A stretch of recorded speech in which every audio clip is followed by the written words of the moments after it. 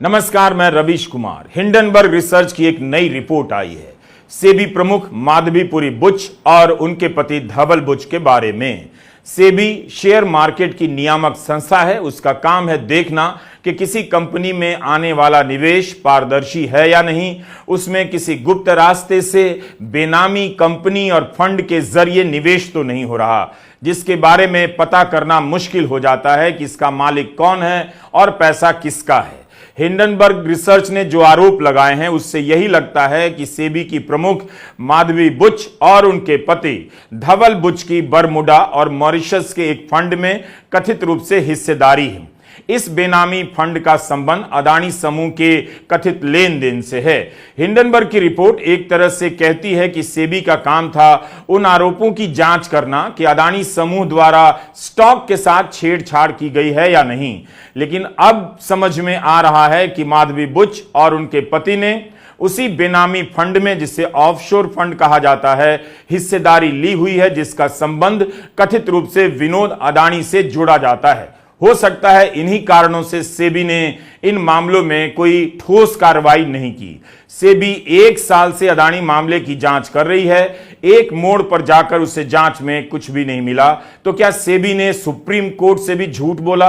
क्या भारत की संस्थाएं सुप्रीम कोर्ट से झूठ बोल सकती हैं? माधवी और धवल बुच ने प्रेस में एक बयान जारी किया है कि हम इन आधारहीन आरोपों का मजबूती से खंडन करते हैं। इसमें कुछ भी सच्चाई नहीं है। हमारे जितने भी निवेश हैं जिन्हें सेबी को बताना होता है, हमने हमेशा बताया है और हमें किसी भी एजेंसी या अथॉरिटी को सभी प्रकार के वित्तीय दस्तावेज उपलब्ध कराने में कोई हिचक नहीं होगी। उस दौर के भी दस्तावेज देने में जब हम सेबी में नहीं थे और एक निजी नागरिक, प्राइवेट सिटीजन की हैसियत से थे। यही नहीं, पूर्ण पारदर्शिता के लिए हम आने वाले समय में विस्तृत बयान जारी करेंगे। यह दुर्भाग्यपूर्ण है कि जिस हिंडनबर्ग के खिलाफ सेबी ने नोटिस जारी किया है, उसने जवाब में ऐसा चरित्र हनन करने का प्रयास किया है। तो माधवीपुरी बुच कहती हैं कि प्राइवेट सिटीजन की बात कर रही हैं। क्या इसमें कोई कैच है? इसमें कोई गेम है? आने वाले दिनों में पता चलेगा कि प्राइवेट सिटीजन के तौर पर उन्होंने इन बेनामी फंड में कोई निवेश किया था या नहीं किया था। उनका खंडन आ गया है। जिन पर आरोप लगा है उन्हीं का खंडन है। जांच तो हुई नहीं। अदानी समूह पर आरोप लगा तो इसकी जांच सेबी को करनी थी। अब सेबी की प्रमुख पर आरोप लगा है तो क्या यह खंडन काफी माना जाएगा? तृणमूल कांग्रेस ने मांग की है कि इन्हें सस्पेंड किया जाए और सुप्रीम कोर्ट की निगरानी में इस मामले की जांच हो। जिन पर आरोप लगा है उनका खंडन है। अदानी समूह पर आरोप लगा तो इसकी जांच सेबी को करनी थी। अब सेबी की प्रमुख पर आरोप लगा है तो क्या खंडन काफी होगा? जांच कौन करेगा? आरोप केवल निवेश का नहीं है, यह भी है कि माधवी बुच के पति ब्लैकस्टोन कंपनी में सलाहकार थे और माधवी सेबी की अधिकारी। ब्लैकस्टोन के 2 रियल एस्टेट इन्वेस्टमेंट ट्रस्ट को शेयर बेचने की अनुमति सेबी देती है। ब्लैकस्टोन दुनिया की एक बड़ी रियल एस्टेट कंपनी है। आरोप लग रहा है और इसकी जांच होनी भी चाहिए कि क्या सेबी ने इस कंपनी को मदद पहुंचाई जिसमें उनके पति सलाहकार थे। क्या यह भी झूठ है? Real estate investment trust real estate में एक प्रकार का निवेश का जरिया है। निवेश जगत में इसे REIT कहते हैं। भारत में पहली बार 2019 में REIT बनाने की अनुमति दी जाती है। हिंडनबर्ग रिसर्च ने पर्दाफाश किया है कि अप्रैल 2019 में भारत में लॉन्च होने वाला सबसे पहला real estate investment trust embassy Blackstone नाम की फर्म द्वारा स्पॉन्सर्ड था। इस ब्लैकस्टोन को 3 महीने बाद धवल बुच ने वरिष्ठ सलाहकार के तौर पर ज्वाइन किया। इसके बाद माधवी बुच जब सेबी में मेंबर थी और उनके पति ब्लैकस्टोन में वरिष्ठ सलाहकार, तब ब्लैकस्टोन के स्पॉन्सर किए हुए 2 और ट्रस्ट माइंडस्पेस और नेक्सस सेलेक्ट ट्रस्ट को सेबी ने पब्लिक IPO लाने की इजाजत दी और ये REIT की नई बनी इन्वेस्टमेंट क्लास में लॉन्च होने वाले दूसरे और चौथे ट्रस्ट बन गए। क्या सेबी और माधवी बुच ने उस कंपनी के लिए रास्ते आसान किए जिसमें उनके पति सलाहकार थे? कई कॉन्फ्रेंस में माधवी बुच ने जोर देकर कहा है REIT मेरा favourite product of the future है, यानी REIT में निवेश करने के लिए प्रोत्साहित कर रही थीं, वो भी सेबी प्रमुख होते हुए। लेकिन उस वक्त क्या यह बताया गया कि अगर आप REIT में निवेश करेंगे तो उस कंपनी को भी फायदा होगा जिसमें उनके पति सलाहकार हैं। अब इस बात की जांच तो केवल 2-3 घंटे में हो सकती है और सही निकलने पर माधवी बुच का इस्तीफा हो सकता है। अगर यह सही हुआ तो इसका मतलब सेबी की कोई साख नहीं बची। इस संस्था को कोई भी अपने हिसाब से मैनेज कर रहा होगा और न जाने कितने लोगों ने मैनेज कर लूटा होगा। इसलिए इसकी जांच 3 घंटे में हो जानी चाहिए कि माधवी बुच के पति ब्लैकस्टोन में सलाहकार थे और उस वक्त माधवी बुच ने ब्लैकस्टोन के 2 REIT को मंजूरी दी थी। माधवी और धवल बुच ने जो बयान जारी किए हैं उसमें इन बातों पर सफाई नहीं है। अगर यह बात सही भी है तो यह हितों के टकराव का भयंकर और आपराधिक मामला है कि मोदी अडानी भाई भाई देश बेच के खाई मलाई। क्योंकि 18 महीने पहले हिंडनबर्ग की एक रिपोर्ट आई जिससे पूरा देश और पूरी दुनिया अचंभित रह गए। वो रिपोर्ट क्या कह रही थी? वो रिपोर्ट यह कह रही थी कि दुनिया के तमाम घोटालेबाजों को इकट्ठा करके भारत से मनी लॉन्ड्रिंग करके अडानी ने हजारों करोड़ रुपए मॉरिशस में फर्जी कंपनियां बना के चैन चुंग लिंग, नासिर अली, इन लोगों के माध्यम से फर्जी कंपनियां बना के हजारों करोड़ रुपए लगाया और उन्हीं कंपनियों के जरिए गौतम अडानी का भाई विनोद अडानी भारत में शेयर बाजार को बढ़ाने के लिए, अपने कंपनियों के शेयर को बढ़ाने के लिए, अपने कंपनियों के शेयर को ओवर वैल्यू करने के लिए, यानी वास्तविक वैल्यू शेयर की उतनी नहीं है, उसमें फर्जी कंपनियां बना के विदेशों से पैसा लगाया गया और शेयर का दाम बढ़ाया गया। वास्तविक दाम शेयर का उतना नहीं है, लेकिन बाहर से फर्जी कंपनियां बना के विनोद अडानी के माध्यम से हजारों करोड़ रुपए हिंदुस्तान में अडानी की कंपनी में लगाया गया, उसके शेयर का दाम बढ़ाया गया और जब हिंदुस्तान के छोटे निवेशक, आम आदमी, मिडिल क्लास के लोग उस शेयर को बड़े दामों पे खरीदते हैं तो कुछ दिन बाद वो शेयर की वैल्यू जब घटती है तो उनका पैसा डूब जाता है। माधवी बुच ने कहा है कि कोई भी एजेंसी उनसे जो भी दस्तावेज मांगेगी वो उसे उपलब्ध करा देगी। भारत में एजेंसियों की क्या हालत है आप जानते हैं, लेकिन जांच की नैतिकता दिखावे के लिए ही सही इतना तो कहती है कि पद से इस्तीफा दीजिए और जांच होने दीजिए। उन्होंने खंडन वाले बयान में ऐसा कुछ भी नहीं कहा कि इसकी निष्पक्ष जांच होनी चाहिए और हम पद छोड़ रहे हैं, क्योंकि जिस प्रकृति का आरोप है उसकी जांच तो उन्हीं तरीकों से होगी जैसे सेबी अन्य मामलों में करती है, क्योंकि आरोप दूसरे देश में टैक्स बचाने या किसी और रास्ते से निवेश करने के अकाउंट खोलने का है। भारतीय समय के अनुसार हिंडनबर्ग ने सुबह 5:30 बजे ही ट्वीट कर दिया कि भारत से जुड़ी एक बड़ी खबर आने वाली है। तो बहुत अधिक हंगामा नहीं हुआ, लोग मगर इंतजार जरूर करते रहे इस सवाल और संदेह के साथ कि 1.5 साल से इस देश ने हिंडनबर्ग रिसर्च की रिपोर्ट को लेकर कितना कुछ देखा, अब इसके पास ऐसा क्या नया होगा जिससे हैरानी होगी, सनसनी होगी या कोई बड़ा मामला सामने आएगा। कुछ भी तो नहीं हुआ। सुप्रीम कोर्ट में सुनवाई चलती रही। राहुल गांधी ने हर रैली, हर भाषण में अदानी समूह पर आरोप लगाया। जयराम रमेश ने जेपीसी की मांग और सेबी को लेकर कई बार डिटेल में प्रेस रिलीज जारी की। जब इसके बाद भी कुछ नहीं हुआ तो हिंडनबर्ग के पास पर्दाफाश करने के लिए क्या बचा होगा, शनिवार दिन भर और शाम तक लोग अटकलें लगाते रहे। पिछले 1.5 साल में अदानी समूह को लेकर मीडिया में कई खोजी रिपोर्ट आ चुकी है। हर तूफान आया और टकराकर चला गया। भारत की व्यवस्था के पेट में कहां समा गया पता नहीं चला। मगर शनिवार की रात जब हिंडनबर्ग रिसर्च की रिपोर्ट आई तो उसकी यह रिपोर्ट अदानी मामले से भी ज्यादा सिहरन पैदा कर गई। सेबी की चीफ, जिसका काम है कंपनियों के हिसाब किताब और लेन देन पर नजर रखना, कहां से पैसा लगाया जा रहा है, लगाने वाला कौन है, इसका पता रखना, उसी की मुखिया की भूमिका पर बड़ा सवाल उठ गया। हिंडनबर्ग के नए खुलासे के बाद कई नए सवाल आते हैं। सवाल ये आता है कि क्या भारत सरकार को या प्रधानमंत्री कार्यालय को या वित्त मंत्री को माधवीपुरी बुच और उनके पति की ऑफशोर कंपनीज की इन्वेस्टमेंट्स के बारे में कुछ पता नहीं था?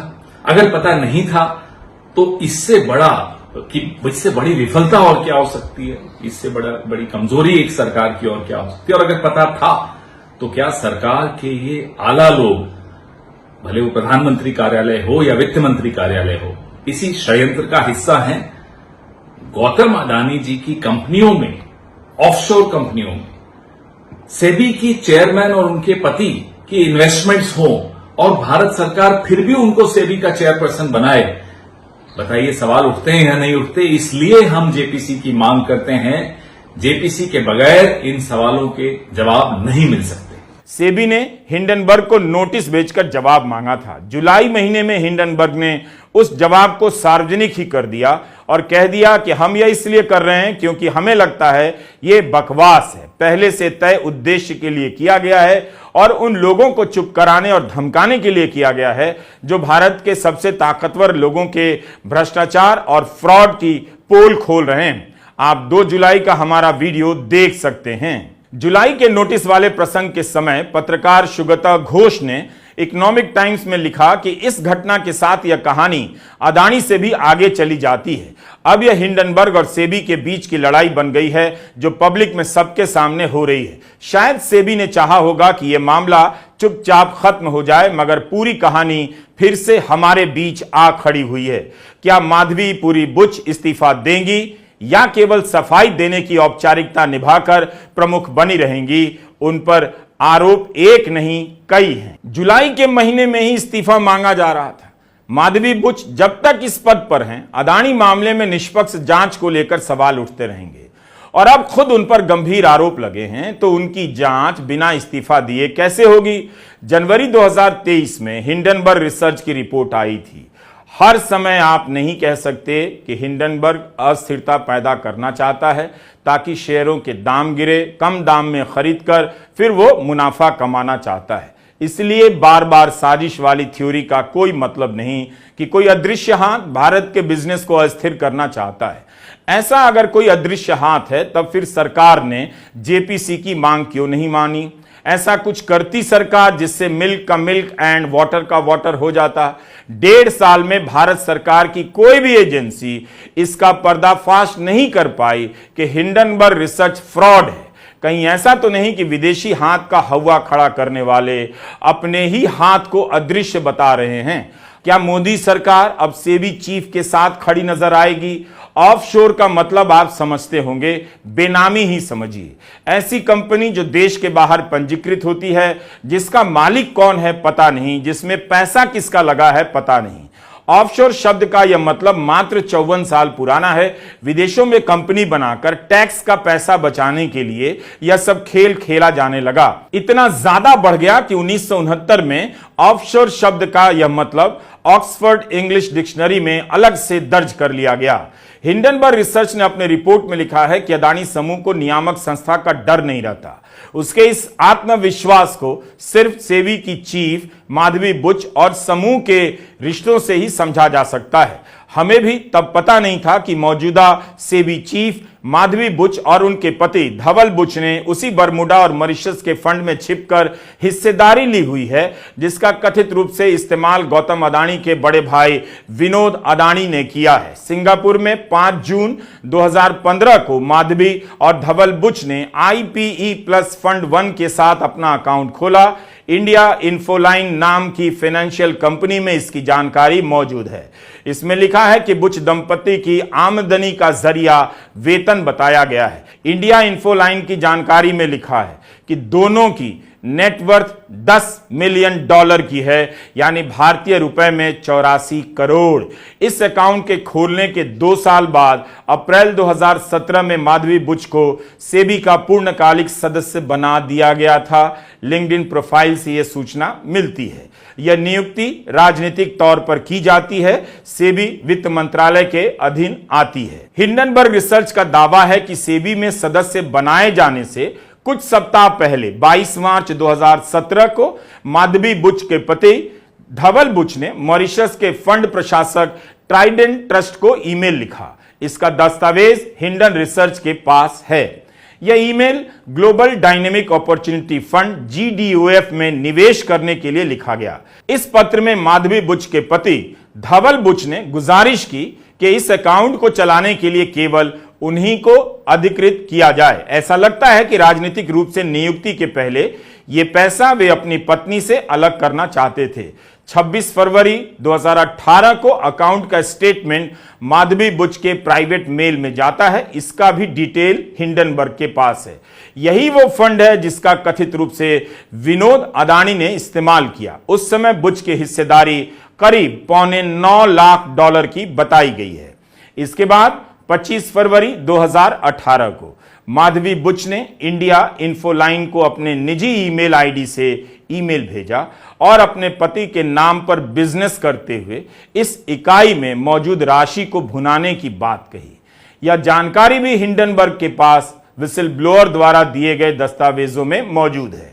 याद रखिएगा, माधवी बुच पहली महिला थीं जिन्हें पूर्णकालिक सदस्य बनाया गया। बाद में 2 मार्च 2022 को उन्हें चेयरपर्सन बनाया गया।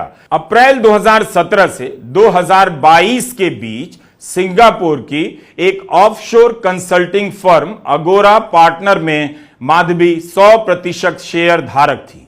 यह जानकारी उस कंपनी के 2014 के सालाना रिटर्न में दर्ज है। हिंडनबर्ग के अनुसार मार्च 2022 में अध्यक्ष बनने के 2 हफ्ते के बाद 16 मार्च को उन्होंने चुपचाप अपने शेयर अपने पति के नाम कर दिए। हिंडनबर्ग ने यह जानकारी सिंगापुर के शेयर ट्रांसफर रिकॉर्ड से निकाली है। इसका मतलब है बतौर अध्यक्ष अपने कार्यकाल के शुरुआती 2 हफ्तों में इस कंपनी में उनका सीधा निवेश था, जिसे बाद में उन्होंने अपने पति के नाम कर दिया। मई 2013 में अगोरा एडवाइजरी नाम की एक कंसल्टेंसी कंपनी भारत में बनाई जाती है। आज की तारीख में माधवी बुच के पास इस कंपनी में 99% स्टेक है। उनके पति इसी कंपनी में निदेशक हैं। 2022 में यह कंपनी करीब 20 लाख रुपए का कारोबार करती है, जो सेबी की पूर्णकालिक सदस्य होने के तौर पर माधवी बुच की घोषित तनख्वाह से 4 गुना से भी ज्यादा अधिक है। हिंडनबर्ग ने लिखा है कि लंबी कहानी का सार यही है कि सेबी प्रमुख के पास नियमित हजारों मान्यता प्राप्त और प्रतिष्ठित भारतीय म्यूचुअल फंड में पैसा लगाने का विकल्प था, लेकिन सेबी की प्रमुख और उनके पति ने ऑफशोर फंड में, बेनामी फंड में पैसे लगाए। ऐसा करने के लिए उन्होंने अलग अलग देशों के कानूनों को पार करते हुए कई परतों के पीछे छिपाए गए छोटे छोटे फंड में पैसे लगाए। जिस कंपनी में पैसा लगाया उसे अडानी के एक निदेशक चलाते हैं, जिसका कथित रूप से विनोद अडानी ने अडानी समूह के लेन देन में इस्तेमाल किया है। हिंडनबर्ग ने कहा है कि इंडिया इन्फोलाइन नाम की जिस कंपनी ने बुच के फंड की देखरेख की है, उसके तार जर्मनी के सबसे बड़े वित्तीय फ्रॉड वायर कार्ड स्कैंडल से जुड़े हैं। अब आपको बताता हूं वायर कार्ड स्कैंडल घोटाला क्या है। जर्मनी का यह सबसे बड़ा वित्तीय घोटाला है। 2016 में जटारा नाम के शॉर्ट सेलर ने अपनी रिपोर्ट में जर्मनी की पेमेंट कंपनी वायर कार्ड की पोल खोल दी। बताया कि इसके वरिष्ठ अधिकारियों ने मनी लॉन्ड्रिंग की है और मास्टर कार्ड, वीजा कार्ड के साथ फ्रॉड किया है। इस रिपोर्ट के बाद वायर कार्ड के फ्रॉड को लेकर मीडिया में कई और रिपोर्ट आती है।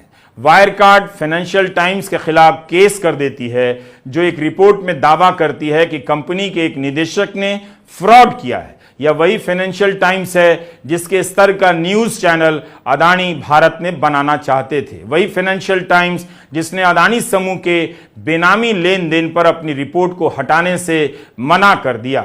वायर कार्ड की कहानी भी हिंडनबर्ग रिसर्च के बाद की कहानी से मिलती जुलती है। उस समय जटारा शॉर्ट सेलर ने रिपोर्ट प्रकाशित की। अब जब ऑडिट करने वाली कंपनी केपीएमजी वायर कार्ड का ऑडिट करती है तो उसे पता चलता है कि फाइनेंशियल टाइम्स ने जो आरोप लगाए उसके जवाब में पूरे दस्तावेज नहीं दिए गए। याद कीजिए, भारत में डेलॉइट कंपनी ने अदानी का ऑडिटर होने से इनकार कर दिया जब पाया कि कुछ संबंधित लेन देन की जानकारी नहीं दी जा रही है, और अदानी समूह हिंडनबर्ग मामले में स्वतंत्र ऑडिट के लिए राजी नहीं हुआ। 2020 में एक अन्य audit company Ernst and young पाती है कि वायरकार्ड ने फ्रॉड किया, करीब 2 अरब यूरो की पूंजी को लेकर झूठ बोला, भारतीय रुपए में करीब 18,000 करोड़। बस इसके बाद से वायर कार्ड के बुरे दिन शुरू हो गए। सीईओ और अन्य कई अधिकारी गिरफ्तार हुए, कुछ देश छोड़कर भाग गए। कंपनी पर 4 अरब डॉलर की उधारी आ गई और उसे अपने आप को दिवालिया घोषित करना पड़ा। आज की तारीख में इस मामले में कोर्ट में ट्रायल चल रहा है। अब आप समझिए, शॉर्ट सेलर तो जटारा भी है। उसने जर्मनी की कंपनी के कारनामों का पर्दाफाश किया, लेकिन जब सही से जांच हो गई तो कंपनी के अधिकारी जेल भी गए और देश छोड़कर भाग भी गए। भारत में हिंडनबर्ग रिसर्च की रिपोर्ट को यह कहकर खारिज कर दिया जाता है कि उसका काम शॉर्ट सेलर का है, कम दाम पर शेयर खरीदकर पैसा बनाने का है। उसकी रिपोर्ट पर क्यों ध्यान देना? मगर जर्मनी ने तो ऐसा नहीं किया। जाहिर है किसी को तो बचाया जा रहा है। अदानी मामले में जांच करते हुए सेबी ने आखिर में सुप्रीम कोर्ट से क्या कहा कि जांच एक जगह पर आकर रुक गई है। हम ऑफशोर फंड के धारकों की पहचान नहीं कर सकते। मगर अब तो आरोप कुछ और लग गया है कि सेबी की प्रमुख के ही बेनामी फंड में कथित रूप से निवेश है। इसकी पहचान कौन करेगा? जाहिर है इसकी जांच अब सेबी से नहीं हो सकती है। इस पर सुप्रीम कोर्ट ने कहा था कि सेबी इस सवाल से चिंतित तो लगती है कि अदानी के ऑफशोर धारकों को किसने फंड किया, मगर यह साफ है कि उसकी जांच में कोई निष्कर्ष नहीं निकला है। इस बिना निष्कर्ष की जांच को अदानी के लिए क्लीन चिट के रूप में पेश किया गया। अब सेबी के चीफ के ही ऑफशोर फंड में खाता होने की रिपोर्ट आई है। क्या सेबी ने सुप्रीम कोर्ट से झूठ बोला होगा? हिंडनबर्ग ने लिखा है कि अगर सेबी सच में ऑफशोर फंड धारकों को ढूंढना चाहती तो सेबी की अध्यक्ष को आईने में अपने आप को देखना चाहिए। हिंडनबर्ग ने लिखा है कि हमें इस बात पर कोई हैरानी नहीं है कि सेबी एक ऐसी जांच में आगे नहीं बढ़ना चाहती थी जो उसकी खुद की प्रमुख तक पहुंच जाती। कि हम ऐसे जुड़े 13 मामलों की जांच कर रहे हैं और ये कर रहे हैं, वो कर रहे हैं, और बाद में कह रहे हैं हमें पता नहीं है कि कहां तक ये जांच जाएगी। ये एक दिशाहीन जांच है। हुजूर कुछ गड़बड़ी तो हुई है, लेकिन हम बता नहीं सकते गड़बड़ी किसने की है। क्या करिए सीबी? सुप्रीम कोर्ट में हुजूर कुछ गड़बड़ी तो हुई है, किसने गड़बड़ी की है, क्या गड़बड़ी की है, यह हम बता नहीं सकते। और यह जांच दिशाहीन है, अंतहीन है, किस ओर जाएगी, कब तक चलेगी, यह हमें पता नहीं। तो क्यों बोला सेबी ने? सेबी अध्यक्ष ने क्यों बोला ये? इसका खुलासा कल हिंडनबर्ग की नई रिपोर्ट में हुआ है। और वो क्या कहती है नई रिपोर्ट? कि सेबी की अध्यक्ष माधवीपुरी बुच और उनके पति धवल बुच ने लगभग $10 मिलियन उन्हीं फर्जी कंपनियों में लगाए हैं, उन्हीं फंड्स में लगाए हैं जिसकी इनको जांच करनी थी। यानी जिस भ्रष्टाचार के मामले की जांच सेबी अध्यक्ष को करनी थी, वहीं पर इनका पैसा लगा हुआ है, वहीं पे इनका इन्वेस्टमेंट हुआ है लगभग $10 मिलियन। और ये एक विसिल ब्लोअर के माध्यम से इस बात का खुलासा हुआ। आप मुझे बताइए, जिन कंपनियों के, जिनके भ्रष्टाचार के, जिन मामलों की जांच स्वयं सेबी को करनी थी, अगर सुप्रीम कोर्ट ने कहा कि आप जांच करेंगे इसकी, तो माधवी बुच ने क्यों नहीं बताया कि हुजूर मैं जांच नहीं कर सकती, क्योंकि हमारा मामला, हमारा पैसा तो और हमारे पति का पैसा तो खुद ही इन फंड्स के ऊपर लगा हुआ है। हमेशा की तरह जुलाई की रिपोर्ट आने के बाद अदानी समूह ने खंडन कर दिया था। वो खंडन ना भी करें तो भी आप अपनी तरफ से खंडन कर दीजिए, आपके खंडन का कोई खंडन नहीं आएगा। 1 जुलाई 2024 को हिंडनबर्ग ने एक मुलाकात का हवाला दिया कि 2022 में गौतम अदानी 2 बार सेबी की अध्यक्ष से मिले थे। 12 अक्टूबर 2022 के हिंदू बिजनेस लाइन में पलक शाह की यह रिपोर्ट है, जिसके हेडलाइन में ही लिखा है, अदानी का सेबी के दफ्तर में जाना सरप्राइज विजिट था। पलक ने सूत्रों के हवाले से खबर लिखी कि 4 हफ्ते के भीतर 2 बार अदानी सेबी की तत्कालीन चीफ माधवी बुच से मिलने गए। रिपोर्ट के अनुसार ऐसा करने वाले वे पहले हाई प्रोफाइल बिजनेसमैन थे।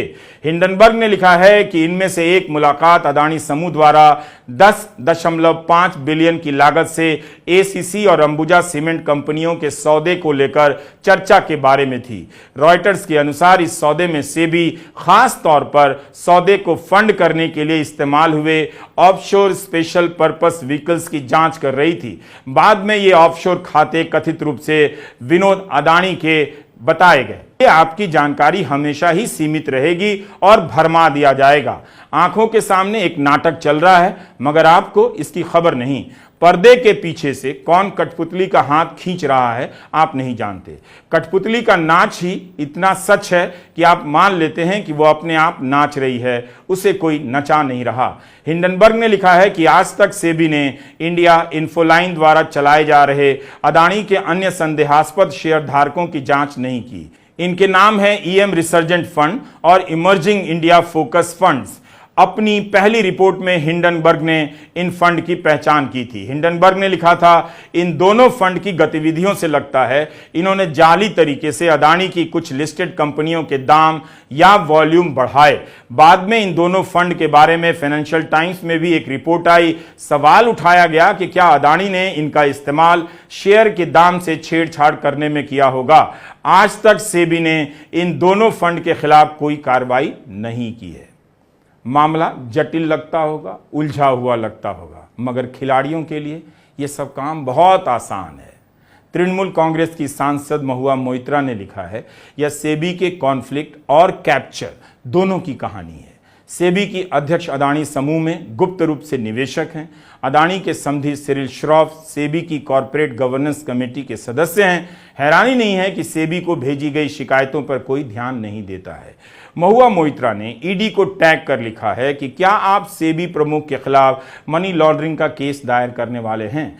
तृणमूल के ही सांसद साकेत गोखले ने ट्वीट किया है कि यह रिपोर्ट इस बारे में भी गंभीर सवाल खड़े करती है कि आज तक सेबी की अध्यक्ष ने बीजेपी के कथित एग्जिट पोल स्कैम की जांच पड़ताल नहीं की, जबकि तृणमूल कांग्रेस ने अपना पक्ष रखा। इंडिया गठबंधन के सांसद सेबी के अधिकारियों से मुंबई में मिले। साकेत गोखले ने सवाल किया है कि क्या सेबी सच में स्वायत्त संस्था है भी। कांग्रेस महासचिव जयराम रमेश ने कहा है कि संसद 12 अगस्त तक चलने वाली थी, लेकिन अचानक इसे 9 अगस्त को अनिश्चित काल के लिए स्थगित कर दिया गया। अब समझ में आया कि क्यों किया गया। संजय सिंह ने भी यही सवाल किया है कि संसद का सत्र अचानक पहले क्यों स्थगित किया गया। अगर संसद स्थगित नहीं होती तो 12 अगस्त को इस मसले पर संसद के दोनों सदनों में हंगामा हो रहा होता। जयराम रमेश ने लिखा है, माधवी बुच और धवल बुच ने बरमूडा और मॉरिशस के बेनामी फंड में पैसा लगाया, जिसमें विनोद अदानी और उनके सहयोगी चांग चुंग लिंग और नासिर अली शाहबान अहली ने भी पैसा लगाया, ताकि सेबी के नियमों और नजरों से बचकर अदानी समूह में हिस्सेदारी खरीदी जाए, पैसा बनाया जाए। मोटा मोटी बात यह है कि आप हम सब टैक्स देते हैं, पाई पाई का हिसाब सरकार को देते हैं, लेकिन ये लोग कितने साहसी हैं, किस आधार पर इतना बड़ा खेल खेल जाते हैं? टैक्स से बचने के लिए, पैसा छिपाने के लिए किसी दूसरे देश में खाता खोल लेते हैं। कब तक ऐसी रिपोर्ट को खंडन के नाम पर टाला जाएगा? इसकी जांच इस तरह से कब होगी कि सबका भरोसा बने? हर कुछ महीने पर इससे जुड़ी कोई रिपोर्ट आ जाती है, फिर भुला दिया जाता है। इस रिपोर्ट में काफी कुछ है, हमने कुछ हिस्सा छोड़ा भी है। वैसे ही जैसे आपने नियति पर इस देश का हाल छोड़ दिया है कि अब यहां ऐसे लोगों का कुछ भी नहीं हो सकता।